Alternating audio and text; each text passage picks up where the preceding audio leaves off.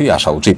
ফয়জুল্লাহ, আপনি লিখেছেন পরকীয়ার বিষয়টা দিন দিন বেড়েই চলেছে, এই কারণে নানামুখী সমস্যা তৈরি হচ্ছে, এমনকি ঘরের সমস্যা পেশাগত ক্ষেত্রে প্রভাব ফেলছে। এই বিষয়ে নসিহা কাম্য। দেখুন, পরকীয়া এটা এখন আর সাধারণ কোনো বিষয় নয়, এটা এখন ভয়াবহ থেকে ভয়াবহতম বিষয়ে পরিণত হয়েছে। বাংলাদেশে এখন সবচেয়ে বড় সামাজিক সমস্যা এবং পারিবারিক সমস্যাগুলোর মধ্যে থেকে একটি হলো পরকীয়া।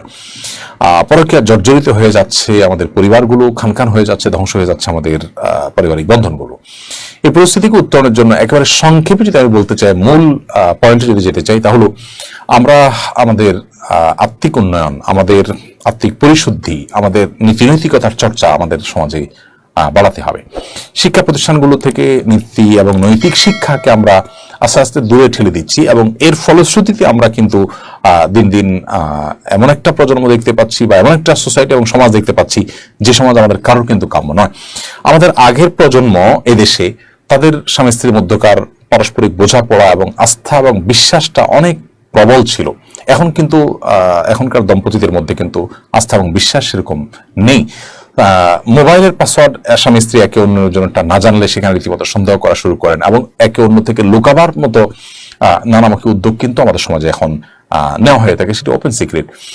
এই যে অনাস্থা তৈরি হয়েছে, এই অনাস্থা এবং বিশ্বাসহীনতা, এটা পশ্চিমা দুনিয়াতে, দেশগুলোতে, উন্নত দেশগুলোতে কিন্তু অনেক আগে থেকে আছে এবং তারা কিন্তু ভয়াবহ সাফার করছে এগুলো। সেগুলো আনফর্চুনেটলি আমাদের এই সমাজে এখন চলে আসছে। কেন এসেছে? এর অন্যতম কারণ হলো ধর্মীয় চর্চা আমাদের মধ্যে কমে যাওয়া, আর আরেকটি কারণ হলো অশ্লীলতার অবাধ বিস্তার এবং ছড়াছড়ি। এর ফলশ্রুতিতে স্বামী তার জায়গা থেকে স্ত্রীর সাথে ভালোবাসার ভান করলেও, আমি সবার কথা বলছি না, অনেকেই তিনি তলে তলে কোনো নারীর সাথে হারাম সম্পর্কে লিপ্ত, অথবা তিনি অপাত্রে দৃষ্টিপাত করে তিনি তার স্ত্রীর প্রতি অবিচার করছেন। দেখুন, সব সমাজে পরকীয়া এটা খুবই ঘৃণ্য কাজ। এটাকে যারা ধর্ম মানেন না, স্বীকার করেন না, অনুসরণ করেন না, সেই মানুষগুলো কিন্তু এটা খারাপ কাজ হিসাবে জানেন। কিন্তু আমার প্রশ্ন হলো, আপনি বিবাহিত, আপনি অন্য কোনো নারীর ছবি দেখে মনে মনে আপনি যে হারাম স্বাদ নিচ্ছেন বা বাজে চিন্তা করছেন, এই যে কাজটা আপনি করছেন, এই কাজটা আপনার জন্য নৈতিক হচ্ছে নাকি অনৈতিক হচ্ছে? আপনার স্ত্রীর প্রতি এটা অবিচার হচ্ছে কিনা? আপনার স্ত্রী জানলে, বুঝতে পারলে তিনি ভালোভাবে নিবেন কিনা? তো এই সমাজ তো সেটাকে অপরাধ মনে করে না, ইসলাম সেটাকে অপরাধ মনে করে। ঠিক একইভাবে বিবাহের আগে আপনি যখন সিঙ্গেল, তখন আপনি কোন নারীর প্রতি আসক্ত হলেন, অবৈধ সম্পর্ক করলেন, তার ছবি বা তার ভিডিও দেখে আপনি আপনার আপনার হারাম স্বাদ আপনি আস্বাদন করলেন।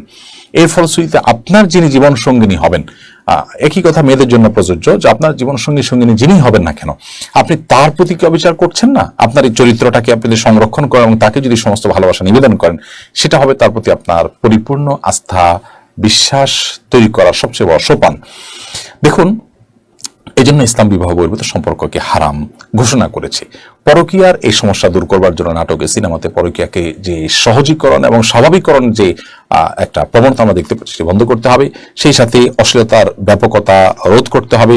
সেই সাথে নীতি নৈতিকতা ও মোরালিটির চর্চা বাড়াতে হবে। তা না হলে এই ভয়াবহতা থেকে আমরা কেউ বাঁচতে পারবো না। আল্লাহ আমাদেরকে হেফাজত করুন।